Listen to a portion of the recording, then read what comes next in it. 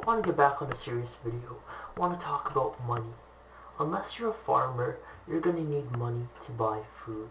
Otherwise, you're going to die. And it's not going to be fun.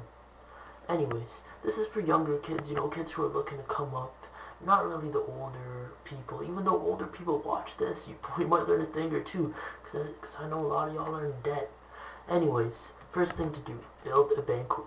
You can't go off the zero. You can never do that. Because it's going to be way too hard to... Money's just going to be... You're going to be stressed all the time. You're going to be making all the wrong decisions because you don't have a proper money thing backing you. It's a lot easier to move from 1,000 than a zero. That's the next rule. Always have $1,000. Pretend like 1,000 is zero and never spend below 1,000. Don't fall below 1,000 because that's death. Next thing talking about, plan ahead. Make sure you always plan ahead. I know how much money I'm going to have by the end of next week. I know how much I'm going to have by the end of next month. And I know how much I'm going to have by the end of next year. That's how good I am at planning ahead. You might not be as skilled as me, but you gotta know how much you're gonna have by the end of the week at least. Factor in food. Oh, that's gonna run me like 20 bucks. Have some food at home too. I'm good. I'm good. The rest of the money's going to my bank, saving it up. Anyways, next thing, get off contracts and bills. Never get on a contract, never do business with a bank. These people, they just want to make money off you by showing you that you're not really losing that much money. Oh, here, sign up with us. 20 bucks a month. Okay, 20 bucks a month. For 20 years, you're looking to get banked out of like $20,000 or some shit. That's a no-no. These people are very sneaky. They're looking to fool you instead of being respectful to you and treating you like a man or woman. Anyways, next thing I want to talk about is spend your shit and rebuild. You gotta pay rent, 400 bucks? Okay, here, pay my rent. But guess what? You can't go on spending money after that. You can't go buy the new Jordans or the new video games or whatever.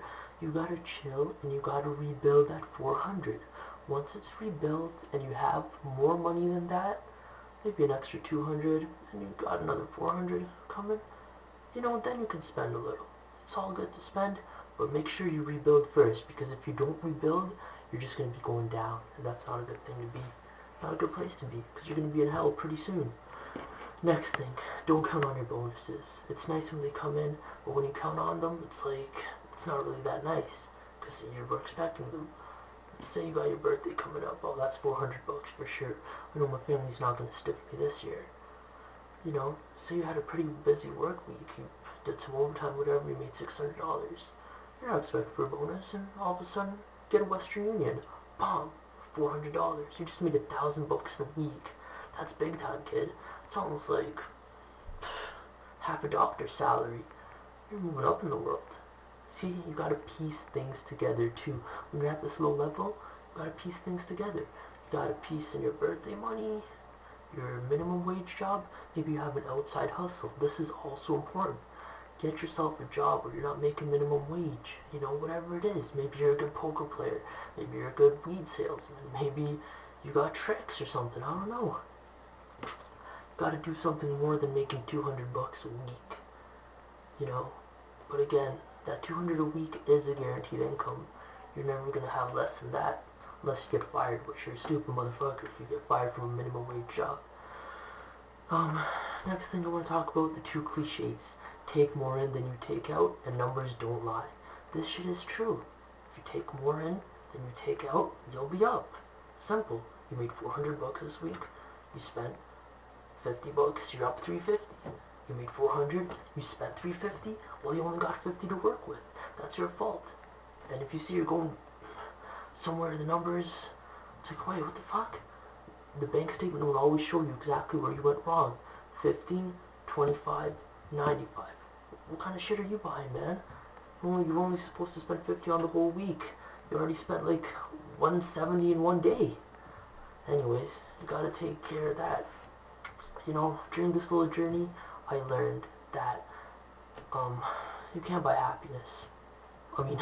Yeah, money can't buy happiness. And don't enslave yourself for money. I learned that in 2 years of this hustling shit. It's just not worth it. Work on your happiness more. I see people that are 50 that haven't figured this out. But good luck on your come up, kids.